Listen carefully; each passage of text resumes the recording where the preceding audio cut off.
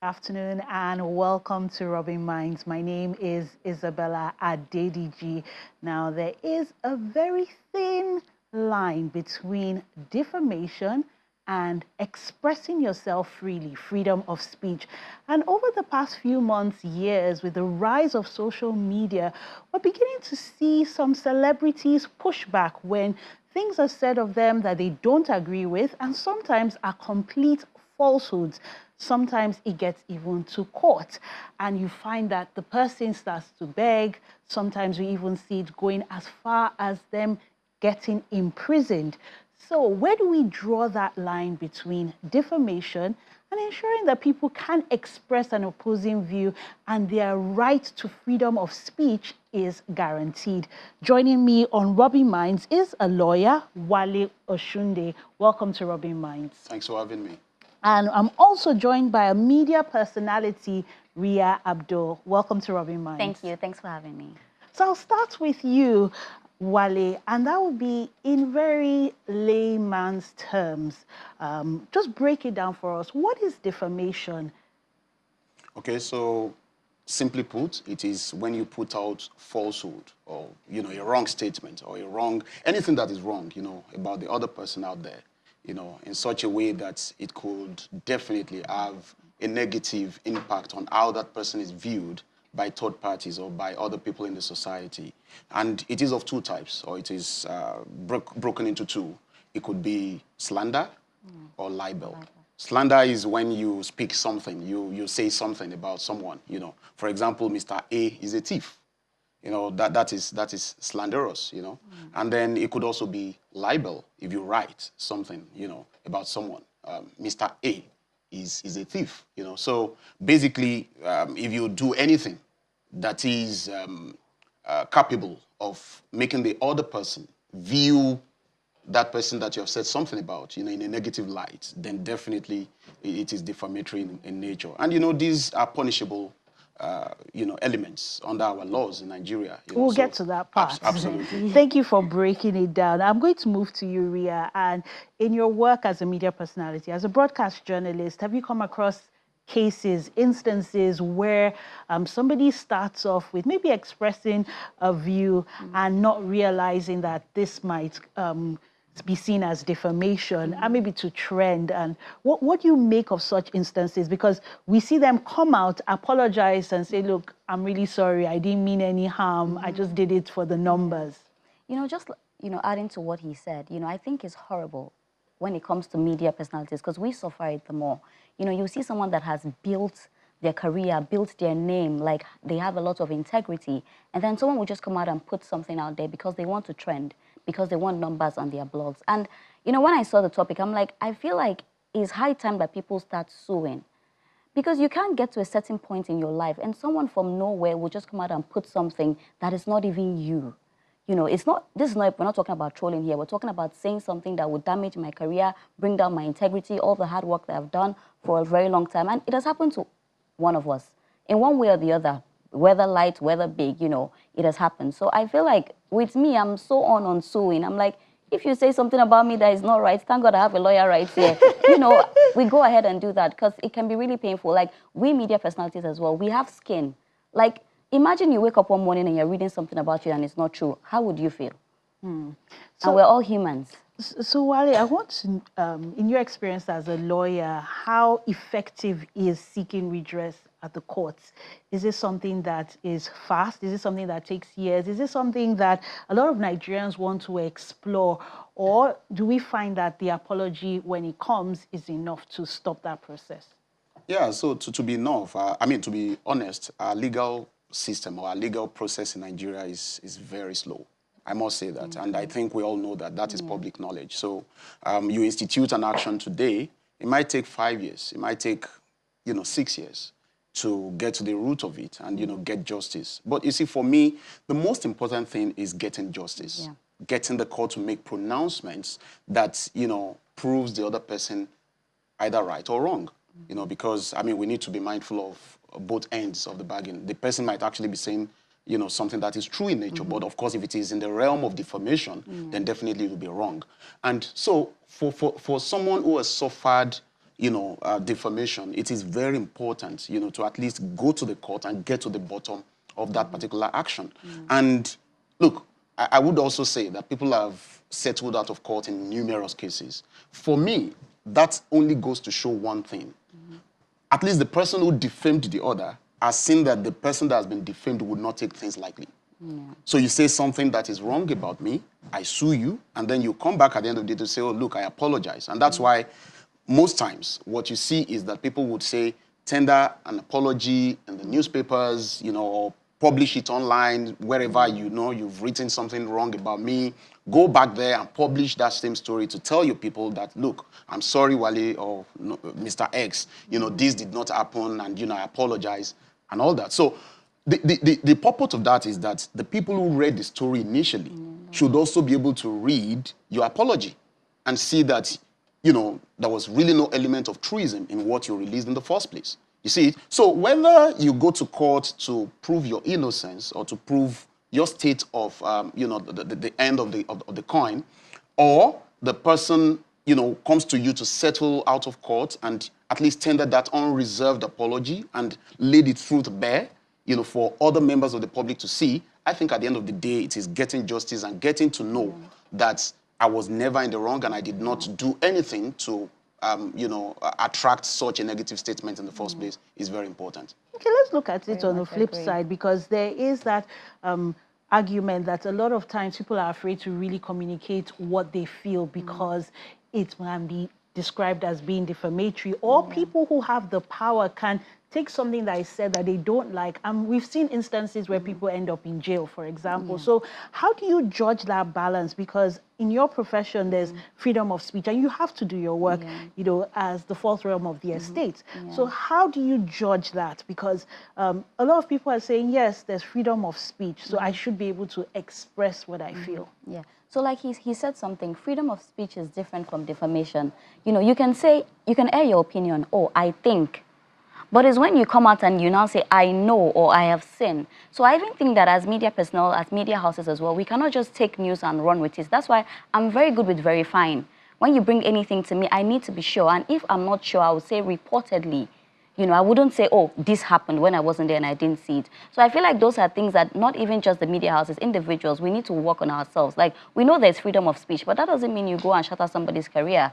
There's freedom of speech, but after the speech, there might not be freedom. So, you know, those are things that I think that we really need to look out for talking about this. And Wale, how important is the intent when there are defamatory cases where the intent was not maybe to slander, to malign? The intent in this case was to get views, because we see that a lot on social media, and they can say, oh, we don't know, it was going to be taken that seriously, you know. And they have a way of just making the situation not look as big as it is. And then you have people on social media who are even on their side, like, oh, you should just let it go. It comes with the territory, a celebrity. People will always talk. They will say worse things about people abroad. I'm sure you've come across such. Absolutely. So, yeah, you're right. And to be honest with you, intent can be neither here, I mean, not there. I really don't know how to put it. But for me, what shows intent? If you say something about me in a negative light, such that my bankers cannot give me facilities again, such that I can't come close to you, such that my children cannot go to school and, you know, relate very freely with their friends. I mean, before you know it, their friends are already tagging their father in a particular way and all that. And then you tell me that you were only trying to garner views and acknowledgement on social media platforms. I do not think I need anything else to prove malicious intent, or the fact that I'm not comfortable and that I'm at the receiving end of such whatever intention that you have. So for me, I think it is about people really critically thinking about what they want to do and the ripple effects of what they want to do or what they want to say about the other person. Look, we should not do everything and anything for views, for relevance. It doesn't make any sense. So you think about that action that you are really about to curate right now. You want to release a media statement, you want to release some pictures, etc., some voice notes, and think about it very carefully before you do that. You should really, really process your thoughts and then ask yourself critical questions. So I release this. How does it make the other person feel and look before members of the public? You know, it's not enough to say, oh, well, my intent. Everybody can always say that, look, I had clear intentions before I released something online. I only wanted to entertain my viewers or my followers and whatever. But it shouldn't stop there. Because, look, there are laws, and the laws would not listen to all of these stories that we are talking about. At the end of the day, the laws would say, come, where are the pieces of evidence? And once the evidence are there to show that, look, Mr. X is going to suffer a lot of negatives as a result of this action, then there must be consequences. And you know, just to add to what you said, it's so sad right now that we see blogs that will just get up and just say something terrible about somebody for views. And it's really painful because you get the views, what about the other person? And celebrities are going through a lot. You know, people are going through depression. You never know what people are going through and you add to it. So I feel like when they come out and now say that's not the intent, it's because they're scared. They didn't know that it would get to that level. Most times that's why it happens like that. So I feel like even some blogs need to be taken down, honestly speaking. I see I don't follow most blogs. Once I see that you're not credible, you've given a story that is not true, I'll just unfollow you because it's not even good for my mental health.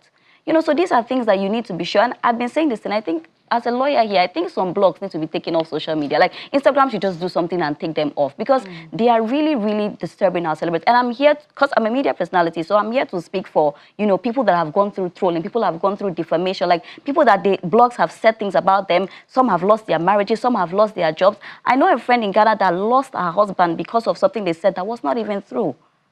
And even though she got justice, she didn't get her man back. So some of the things, like Instagram, we need to take down some blogs that are not... Let's talk about getting justice because it's a long road, 5-6 years. Going to the courts costs money, right? It's not free of charge.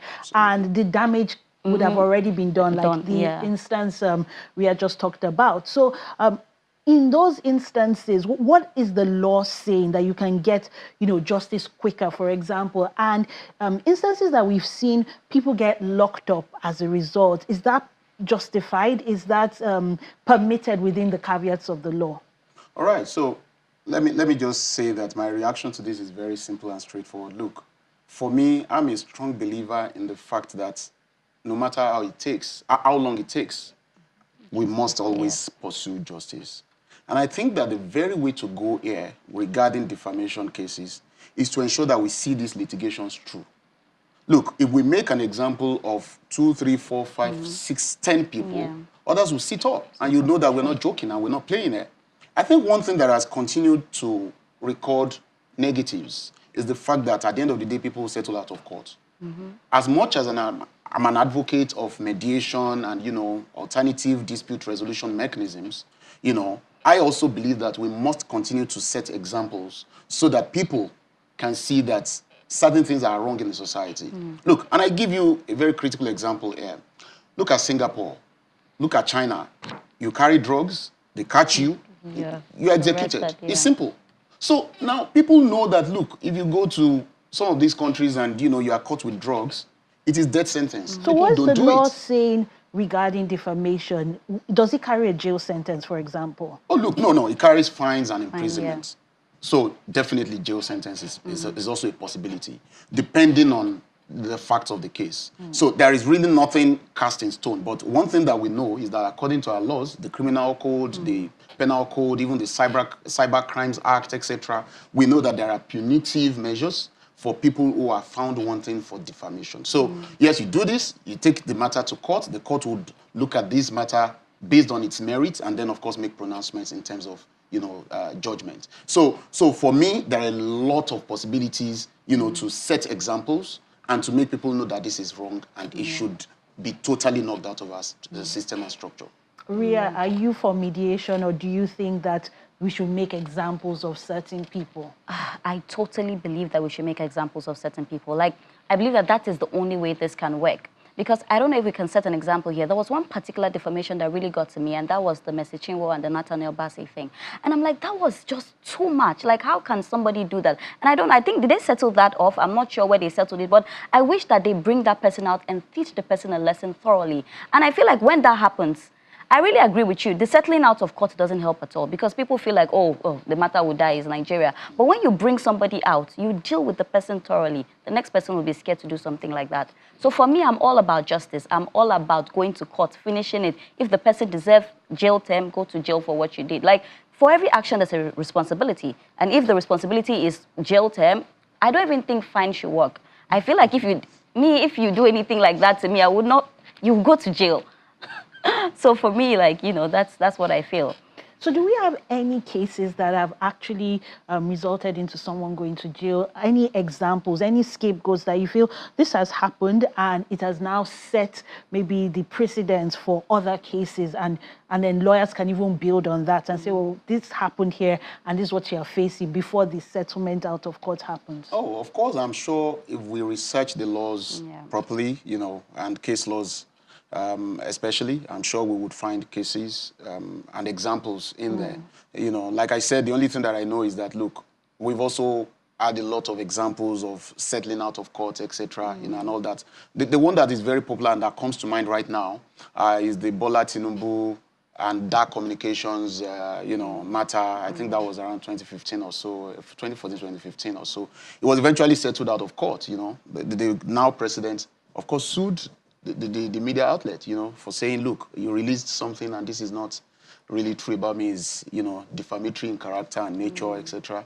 And then they took the matter to court, but of course, it was eventually settled out of court. So I know for sure that, look, people institute actions on a daily basis, you know, well, maybe not say on a daily basis, but on a regular basis, you know, to definitely tell a positive story about themselves and then to let the whole world know that people have attempted, you know, to defame their characters. So, and I know that, of course, if you go to court, justice is there. Look, it might be slow. It might be but slow, definitely but it's there. Yeah. And that's all we can take on this segment. Thank you so much, Wale Oshunde and Ria Abdul, for your contributions. Thank you so much. Thanks, Ria. I am ready for your action now. Just hold my Today marks 4 years of the historic protest ENDSARS. What started out as a protest against police brutality, but quickly grew into a protest for ending bad governance, demanding accountability. And over the past 4 years, we've seen more protests come out on the back of the ENDSARS protest. Joining us to discuss the impact it had 4 years on is a nation builder, Daniel Otabo. Welcome to Rubbin'minds. Thank you so much. We're also joined by a social entrepreneur and an ENDSARS activist, Eroms Adene. Welcome to Rubbin'minds. Thank you so much for having me. Thank you. I will move straight to you, Daniel, and let's just look at the overview in 4 years as a nation builder. What role did you see ENDSARS contributing in nation building? I think the ENDSARS was an awakening for Nigerian youth. We realized that we had the power to change the system, right? For the first time for most young people, we came together in unison, right? We had a common cause and we're chasing the same thing, right? We wanted good governance. So I think it actually awakened the political awareness in most young people. So it was a good one for us. So that awakening and the youth coming together. I'll move to you, Eroms. As an ENDSARS activist, that means you're part and parcel of it. Can you just share your experience briefly for those who are not aware, to hear directly what you went through during those protests?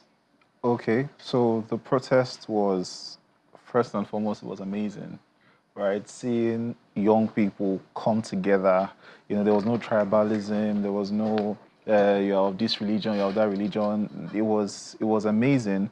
And, you know, for someone like myself and a couple of hundreds of other people who slept at the protest ground, right? We slept there for days. We're literally holding the fort, right? So when people come in the morning, we just continue from where we stopped. Then, you know, just freshen up in the morning or afternoon when people have come, but we're sleeping over and doing this, you know, back to back. So I had the opportunity to watch the protest grow from Alausa, right, till it went across the whole country. And it was really encouraging, truthfully encouraging. Then the abduction happened, which a lot of people know about. I was abducted because I was heavily involved in the ENDSARS protest. And according to what they said, we were calling for ENDSARS Part 2, which in itself is literally our civil rights. But I was abducted because of that, picked up from my home, you know, locked on the ground, taken to different places just because we spoke up. And I mean, we are here. We're still doing, speaking up. we're still speaking up. I'm going to move to our third guest who is joining us via Zoom, a barrister and the founder of Hope Beneath, I beg your pardon, Funke Adeoye of Global Rights. Funke, welcome to Rubbin'minds. Very much for having me. It's Funke Adeoye of Hope Behind Bars Africa, not Global Rights. Hope Behind Bars, I beg your pardon, Hope Behind Bars Africa. Thank you for joining us. So in your experience over the past 4 years, how important has this ENDSARS movement been in getting the youth together, in demanding for good governance? I would say that ENDSARS went a very long way in awakening young people in Nigeria about the need to be part of the governance processes. We can look at everything that has happened post-ENDSARS. There are the issues around whether the reforms we were asking for as young people has been met. And there are issues around what has happened in terms of movement building, youth activism, and even political apathy. When you look at these three things I mentioned, you will find that we have less people who have apathy towards the political system because they know, for instance, that now elections matter and it's important for young people to have their voices heard during elections. I think a lot of things that happened during ENDSARS protests contributed to developing that political awareness among young people. We also see that the impact of ENDSARS was felt not just in Nigeria, but even across Africa. Take, for instance, the movements that arose in Kenya this year, where young people came out speaking against the tax reforms that had happened in Kenya. A lot of the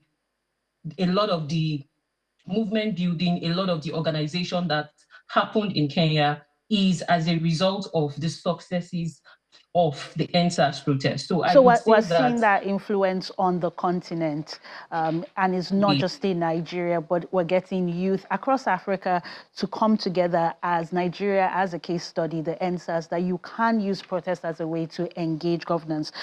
I will move to you, Daniel, and I want us to look at the impact, because it's one thing for us to come together, but how many of the demands, because there were very specific demands, have been met, and how effective has this protest been in ensuring that we have even better representation, youth representation? For example, we have leaders that are accountable. Well, I would say that most of the reforms are still in progress. I wouldn't actively say that they've done A, B, C, D, and it's all working for us right now. I would say that they're still in progress, right? As it concerns youth representation, that still is still in progress, okay? But I think what's important for me is the fact that, like she rightly said, most young people are not aware of their responsibility to build the nation, right? Most young people are not saying to themselves, we saw what happened 4 years ago. We saw the power of unity. We saw the power of one voice. We saw the power when young people say to themselves that they're fed up with bad governance, right? And if you look at it very well, we had one of the highest voters registration after the ENDSARS protests, right? Young people came out to say they wanted to cast their votes. They got their PVCs. They went out to vote. You know, the election is a different story entirely, but essentially young people came out to say they wanted to get their PVCs. And at the back of that, we saw a new candidate come, and then he had like young people backing him during the last election. So yes, it's awakened the minds of young people, and it has helped to just galvanize more people to say you have to be responsible for the outcome of the Nigerian system. I'll move to you, Rams. When it comes to protesting, that's one form of demanding accountability. But beyond protesting, what else should the youth be doing to ensure that they get those answers, to ensure that the reforms happen, to ensure that leaders are held accountable? Okay, yes, you're very correct. Protesting is one way, one effective way. Another effective way, for example, like here I just mentioned, is coming out to vote. You can't protest for 4 years, and then when it's time to vote in good leaders, you're nowhere to be found. So you have to come out to vote. However, within those 4 years, we have 4 years gap. What are we doing in between the 4 years? Some of the things we can do, which is currently what Abenol, my organization, is doing, we sensitize young people about the elections that will be held. For example, we have local government elections coming up in Lagos State next year, July. We have, some states have already held local government elections. Some are about to hold local government elections. How important is the local government election, right? We young people have to go and learn, research. And if you do not have the time to research, we have materials online, that's Abenol NG. We have materials that we've been releasing about the LG's project. We just had an LG's conference where you were a guest, an amazing guest as well. So there are ways that we can be involved at local level, at state level. Yes. It's not just enough to wait for the 4-year cycle for the national elections, when there are ways we can engage. I'm going to move to our guest on Zoom, and that's Funke. And I want to let you build on that point about ensuring that the youth come out because of the influence that ENDSARS has had. Now let's look at it locally. Yes, it has helped in steering movements on the continent, but locally, has it done enough to ensure that our leaders don't wait for the next protest before they begin to respond to those demands, before they become accountable? That ENDSARS has its successes, and it has so many lessons to learn from. When you look at post-ENDSARS, a lot of movements have arisen. For instance, the End Bad Governance protest that happened a couple of weeks ago, and it really was the same thing, awakening of the citizens, not just young people now, but everybody understanding that elections have consequences, and this is where we are now. If we don't use our voices, we would not be heard. Sadly, what we have seen is the same line of action where the government tries to push back on the citizens. But as we are speaking right now, we have people who still showed up for the ENDSARS memorial at Lekki toll gate today, and a lot of them were arrested. Now, you would expect that in spite of the government pushback that keeps happening every time citizens come out to protest, people would stop coming out. But the truth is, we already understand that our voices are our power, and we would always continue to use our voices. So I would say that ENDSARS as a whole has done a whole lot in not just awakening citizens, but helping them to see that they cannot shut down your voices as long as you keep coming out.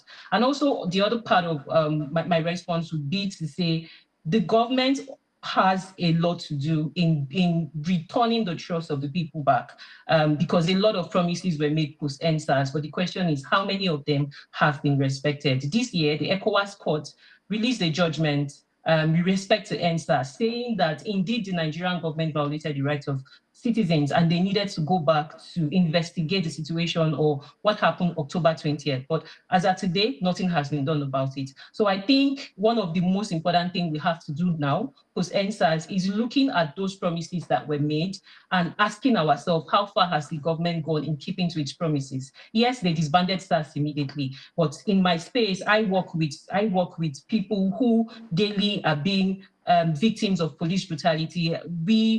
We get lawyers to release them from arbitrary detention and all of that. And I can tell you for free that even though SARS has been disbanded, we still have lots of issues around police brutality, extrajudicial killings still happening, bribery, extortion, even on the media. If you go to the media today, you would see lots of those things. So I think for us, it's important that we ask ourselves, how do we continue to hold the government accountable to those promises that were made 4 years ago? And what can we as citizens do other than using our voices, other than coming out for elections? Can we begin to engage international human rights systems, just like what has happened at the ECOWAS courts, and issues around that? Thank you for that. I'll move to you now, Daniel, and this is now looking at the judiciary, building on what she has said, because we still have cases, we still have instances of, for example, we have a journalist who was a victim of ENDSARS, and till now, 4 years later, the family is still asking for answers. And only just recently was there a case, and they've launched a full-scale investigation. How can we ensure that it doesn't even take this long, and when it does finally happen, that justice prevails? So that's a very interesting question, because when you look at the judicial system in Nigeria, you almost do not have any hope or trust. You don't trust the system. It's quite unfortunate because you would think that the judiciary is the last resort of the common man, but that's not the case, right? So we need to have a general overhaul of the judicial system. Even as it concerns after elections, before elections, there are people who lost their life during that protest, known facts, right, that have not gotten justice up till today. Their case have not been heard. Nothing has been done about it. It's just us going around and around the circles. So I would say that they need to be accountable. They need to understand their responsibility in holding the executive government accountable and the legislative government accountable. They have a role to play in ensuring that the citizens still trust the country. For crying out loud, there are people still in prison from that protest. People still in prison that their cases have not been heard. Right? These things need to be solved. We can't keep on every 4 years we come, every year rather. In the next year we come with the same thing we're talking about. I think at a point, the people in government need to be ashamed of this situation and say we need to do something about it, as opposed to just allowing it fly in the air. People are making this thing look like it's people lost their lives. And what's interesting is that Yes. 4 years on, we're still seeing Yes. arrests. I mean, Yes. buttressing what Funke said, which is arrests are happening. If you look on screen, you'll actually see these live video images from earlier today.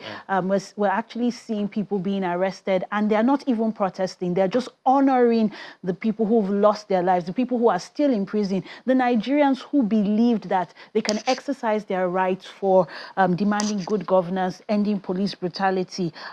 What is that message to the government, Eroms? As somebody who has been in that shoes, and I'm sure you're looking at it and it's bringing back memories from 4 years when you were also arrested.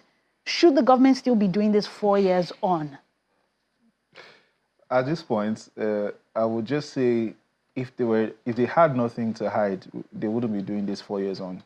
That's just what I'm going to say. If there was nothing that happened at the toll gate like they claimed on the 20th of October 2020, they wouldn't be doing this.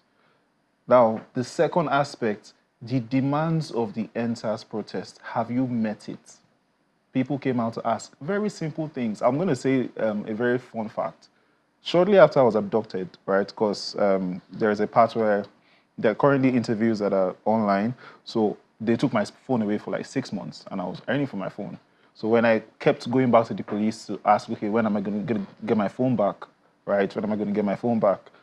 One of the times I went there, one of the policemen that came to pick me up from my house was telling me, please, they've not increased our salary. Help us talk to, because they believed I was now, I had access to the government and all of that. Please talk to the government. That you were their voice. So they were now using you as their mouthpiece. Do you understand? And I'm like, demand for the good governance that Nigerians came out for. Those policemen that asked me to speak up for their salary, they are probably there arresting people. Today, they're probably there arresting people because they didn't give my phone for like 6-8 months.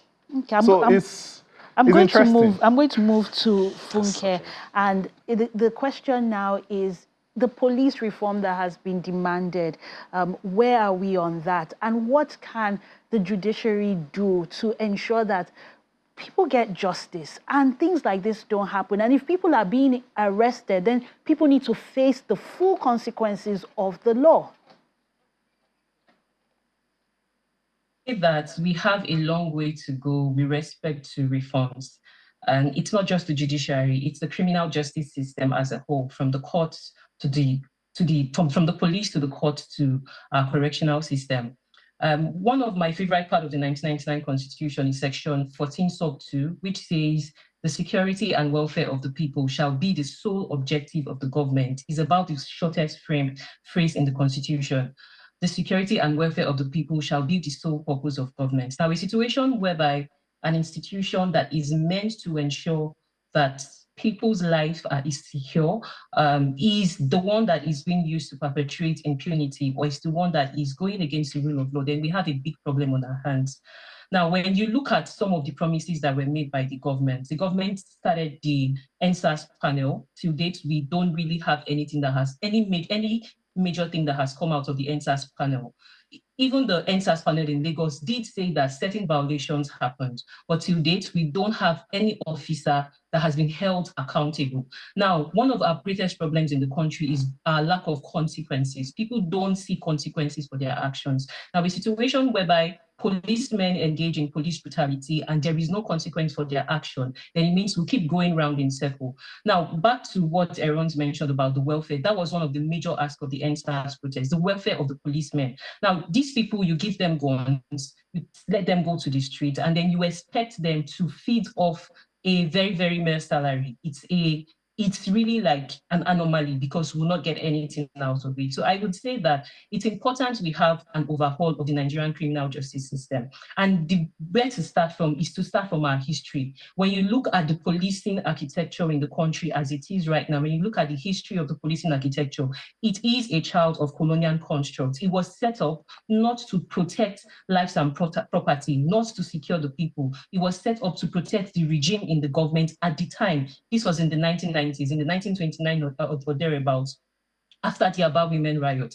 And that same policing architecture followed us to independence, followed us to the current administration where we have the federal government. And for some reason, the government prefers to keep it this way because the police, it looks like the police is there to protect the regime at hand and not necessarily the people. So if we want to reform things, we have to go back to the beginning. Yes, they came up with the new Police Act of 2020. But when you look at the architecture as it is, things are not going to change. Why? Because the problem has started from the manner in which the police is set up. We don't have community policing, which is the police being closer to the people, but we have policing as an occupation. So I think it's important that we go back to the drawing board.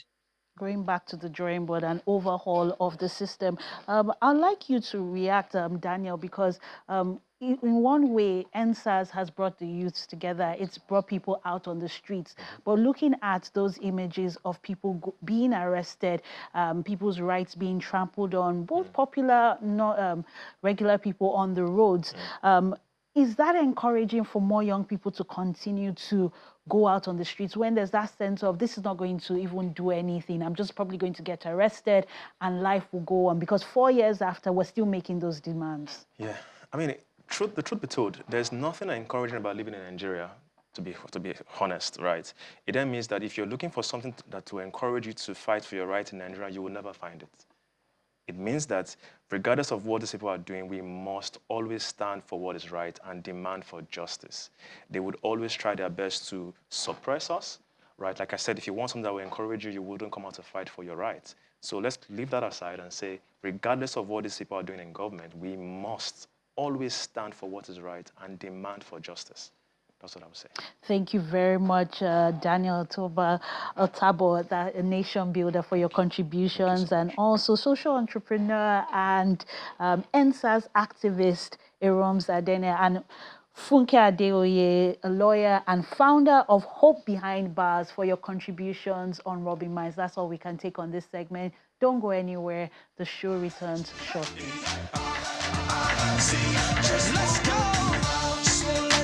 Now, the virus has been going around is the hunger virus. Nigerians across the country are finding it hard to afford basic meals, food necessities. Food insecurity is on the rise, as we've seen prices of basic food commodities double, triple, quadruple in a matter of months.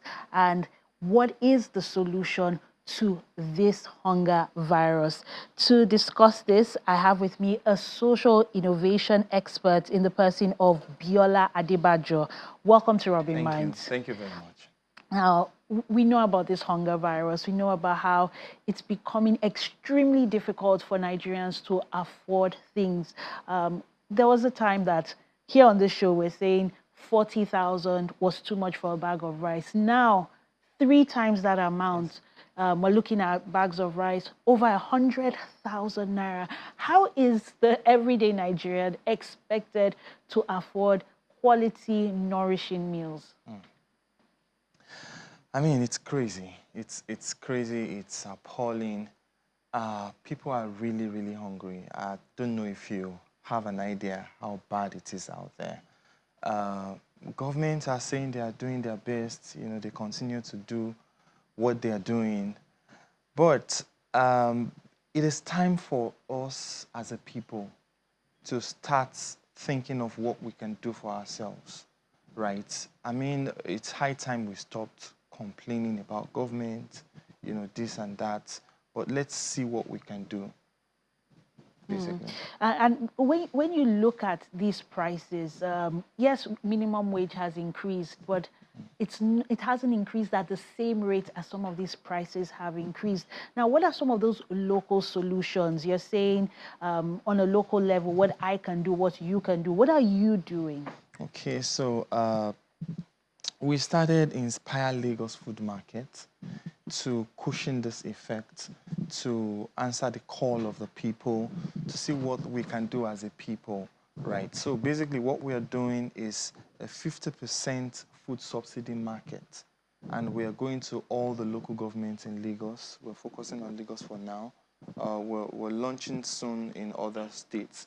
But in Lagos, we're going to all the local governments one at a time. So And how does that work? Is it every week? Is it every month? Is it every day? Okay, so it's designed to be every week. You know, we're looking at Saturday or Sundays. We are at one local government or the other. So we basically collect from people, you know, VIPs, philanthropists, companies, people that can afford, you know, and we take it to the market for people that cannot afford to feed anymore. Thousands of people come to our markets to shop at 50% subsidized rate. So we actually bring our vendors in. You know, we don't have to buy anything. We just bring in vendors that are selling, and then we cover the half. You know, people come to shop at 50%. They buy at half the retail price, the local market price, and we cover the rest of the half. Can you give me an example of these prices? Say gari, beans, rice, things that are consumed regularly. How much is it now when you speak to those vendors? And the 50% comes to how much? Okay, so rice, for instance, it's generally sold at 7,000 now. Sometimes it goes as much as 7,500, 8,000. But at our market, yes, for a paint, you know, a paint bucket. But at our markets, we sell at 3,500, 3,500, 3,600, 3,700, thereabout. And for beans is as expensive as anything right now. I mean, it goes 13,000, you know, and we sell at 6,500. So a lot of people come in to shop. And yam goes as bad as 4,000 now. So we sell at 2,000, sometimes 1,500, you know. And we also have vegetable oil, we have palm oil, we have chicken, which sells for 5,000 popularly out there, but we sell at 2,500. Yes. So how does it work? Is it a voucher system? Is it a different currency that is used? Do I just come with my money or an ATM card and I'm able to purchase? And so how are you able to monitor? How it works is that, you know, when you come in, you register. You know, we have a registration system. We don't joke with data. That's how we can measure our reach, basically our impact. So after registration, we have our bank presence, you know, at the market where you go to and exchange the cash that you bring for our own cash. We have so you have your own currency. Okay. Exactly. So you exchange, if you bring your 10,000, you change it to our own 10,000. If you had brought we actually have a limit. You can't come into the market and bring like 100,000 and buy everything. You know, if we do it that way, it won't go around.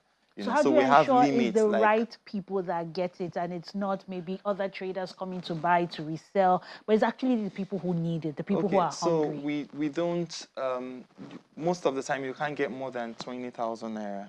You know, the other markets we had 20,000, depending on our budget.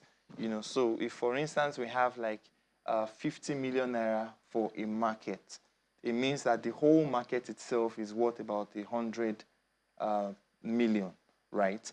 And it means that 50 million, if we say, okay, we want to cater for like 2,000 people, it means when we divide it, we get maybe about 25,000. It means that each person cannot shop more than 25,000.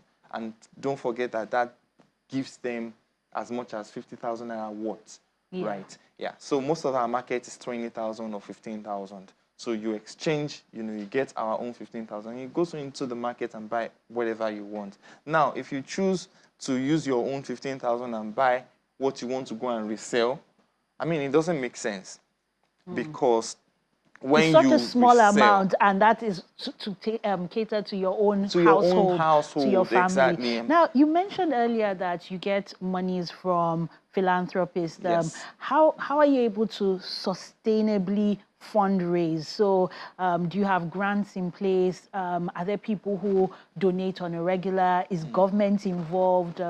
Tell us about your revenue model. Basically, if we have governments involved, it will be the local government. We approach the local government, and they also want to take care of their people. And then we get there and we say, okay, people are bringing 50%. We are bringing 50%, but join us, you know, in bringing this 50%. So we divide maybe 25, 25. Do you understand? So the local government brings 25. We bring 25 because we have sponsors and people that we approach to bring some donations and so all you've that. actually seen the local government put money aside? Yes. So far, we've had like 2 local government, and we are approaching more, and they're responding well. And even without the local government, we still go to the market because we have companies. In fact, just yesterday, a company had pledged 5 million naira, you know, every month, just so that we can keep going to the market. And of course, we're getting more, we're approaching more companies. This is the time to, you know, all come together and see what we can do for ourselves. Yeah. I had never heard about it. So how do you create awareness? Are you using the local government to create awareness in the community? And how can people find out when the next market is? Okay, so if we go out there and say markets at this social local government, we'll have a lot more people than we planned for. In fact, many people will come from other local governments. So what we do is within a local government, we advertise. We don't advertise to, you know, like everywhere when we are planning to feed only a local government. So we advertise within the local government. The local government council, you know, reaches out to their people. We have banners here and there. We have flyers, days to the market, so that a lot of people can come from within that local government. Yeah, it's always beautiful to see that synergy where private sector is working with the government to ensure that the needs of the people are met. Exactly. Thank you so much, Biola Adebajo, for being our guest, and all the best as you expand this from local government to local government and also across Nigeria. That's all we can take today on the show. My name is Isabella Adediji. Do join us again, same time, same place next week. Have a great afternoon. Don't just stand there teasing me. Now it's